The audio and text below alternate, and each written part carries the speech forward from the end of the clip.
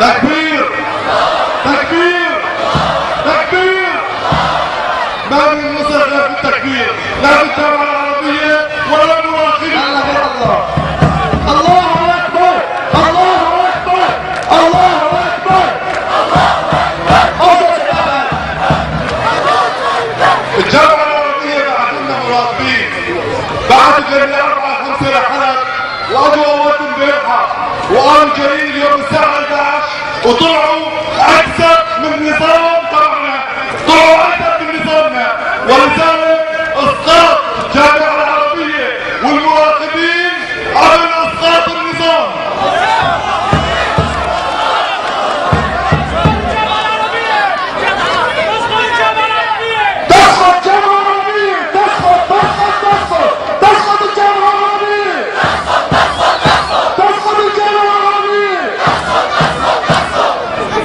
من اول نروحوا على مصر على جماعتنا نحن ناقصتكم، نحن جماعة من ان شاء الله بيحل عن طريق الجامعة، بس على ما يبدو ما بيحل غير الله وما رح نتوكل غير على الله.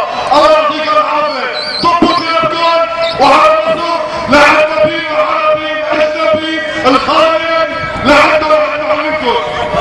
لا إله إلا الله محمد رسول الله. اليوم طلعنا بشار الاسد في خطاب ما عرفنا دينه، عربي ومستعرب وقشه وفشه، تقول عليك حب وش.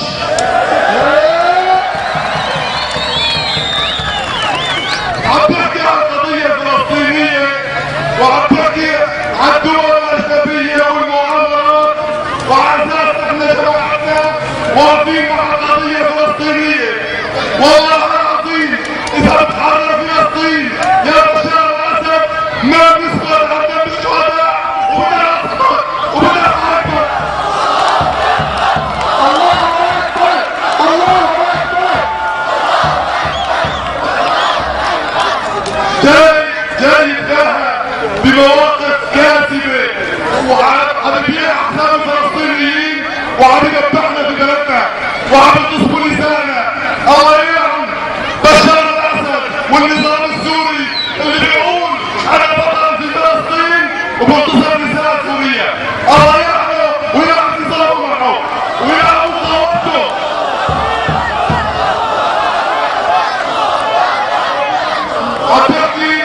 عم تحكي عن اصلاح، عم تحكي عن اصلاح يا شباب. ايه اصلاح؟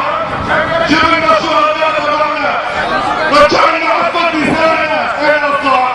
لا بدنا ولا بدنا اصلاحك ولا بدنا حوارك، حوار الدبابات والقتل والذل وفروعة الامن. الاصلاح في اسقاطه بس.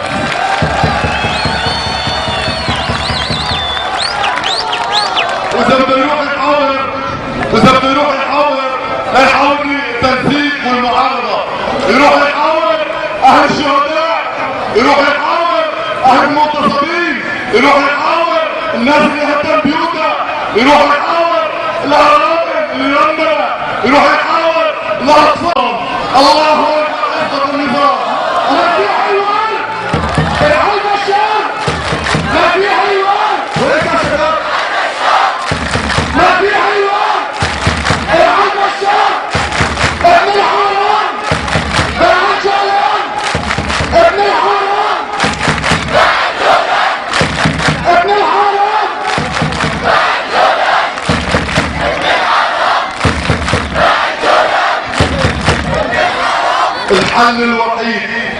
الحل الوحيد لقضيتنا ولديننا ووفاء دماء الشهداء هو انه نتعلم لله عز وجل ونشيل الخلافات اللي بيننا. كل واحد بيقول انا مختلف مع فلان او علان، بقول له شغله وحده، بقول له خبي خلافك. حاليا في ارض حره، في واحد عم يتصفى، تشيل الخلاف، حلوا الخلاف. يا اخي انا قائد، انت قائد، كلياتنا هلا بالخلاف. لا بد سلامه ولا بد عبش، كلياتنا اخوه، عنا حراير، كل يوم اغتصاب، كل يوم عدم، كل يوم شهداء. هلا تيجي تقول لي انا الي معك، ولك معي وانت عملت كذا وعملت كذا. وين من الاول يا جماعه؟ ما في خلاف. هلا عندنا شغله واحده، عايشين مشان شغله واحده، مشان ننصر المسلمين بس. ما في خلاف. هي لله هي لله هي لله هي لله، لا للسلطه ولا للجاه. واحد واحد واحد، الشعب السوري واحد. لعلماء حلب، لعلماء حلب،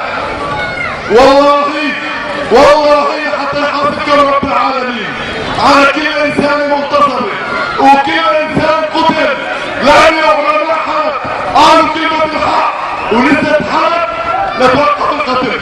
علماء حلب موظفين عند الاوقاف، موظفين عند الاوقاف، متابعين للرسول عليه الصلاة والسلام.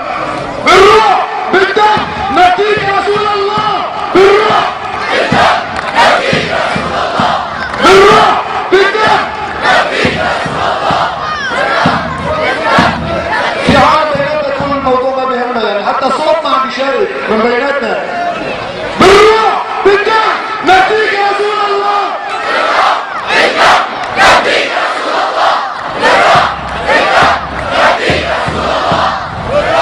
لا جماعة الأمور كفر حمراء ومعارة وعندان وعندان ودم رفعت ومارع وبيانون وحيان وريف حلب. يا شباب مو وقت انا اشو وتش، هلا وقت نقول يا رب يا رب يا رب. ما ضل في ناس ايد وحده فلان بدك تفوت ولو ما هو مسؤوليه، بدي في ناس معلش فلان هدى علي هلا موته معلش. هلا وقت جهاد، هلا وقت ناس عم تفوت، هلا وقت معادن تقصف، هلا وقت كتاب الله يناس عليه، هلا وقت عالم شيخ الرحية واحد زنديق حيجاكل عم يجوز على ايده. هلا وقت ننصرف مو وقت خلاف، هلا وقت كل ايد وحده وقت له يا رب لبيك يا رب لبيك يا رب لبيك يا رب. يا الله منا غيرك يا الله، يا الله منا غيرك يا الله، يا الله تخلصنا من هالاشرار، يا الله منا غيرك يا الله، يا الله نصرك نصرك يا الله، يا الله عجل فرجك يا الله.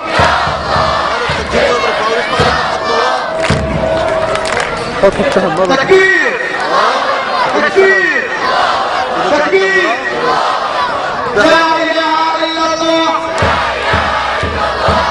خلي خلاص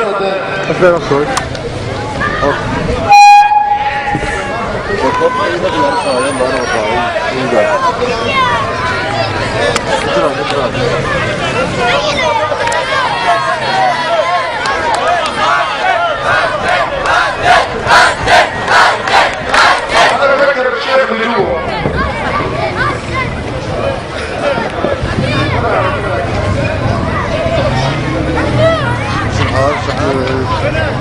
اذا في وقت قبل الاذان يا جماعه دبل بس رجاء، جماعه دبل والزهراء جايين بوفد لعمدان مشان الاشكالات اللي عم تصير بين القريتين. يا جماعه نحن بيننا وبين العقيده في خلاف، هذا ما كلنا متفقين عليه، بس حاليا نحن عندنا قضيه واحده ما رح نساوي بيت قضيه. نقبل والزهراء جيراننا ما رح نعتدي عليهم ولا يعتدوا علينا. هلا عندنا قضيه بدها تفرغنا كلياتنا. القضيه تبعت سوريا، قضيه الشهداء، قضيه الظلم. ما بدنا نساوي بيت قضيه مع الشيعه ومع العلويه ومع الدروز، لا. هلا حاليا الشيعه مالنا شغل معهم، بنجنبهم. جايين وفد فبنريد من اهل العدن يستقبلوهم، لان الرسول عليه السلام علمنا نكرم الضيف مين كان يكون. واتركونا الامر، نحن عم نشتغل لمصلحتنا سوا ان شاء الله. فجماعه نقبل والزهراء جايين ونحن بنرحب فيهم في عدن رغم الخلافات اللي اللي بيننا وانما جيران. الرسول عليه الصلاه والسلام كان في جيران اليهود بيعاملوا شفتوا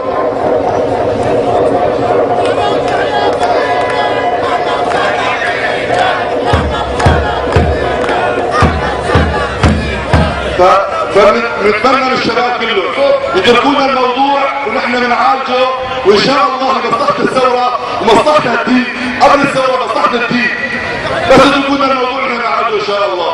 طبعا في وفود من كفر حمراء ومعارة وجماعه الرفعه وميرع بحيث نحيدهم ان شاء الله.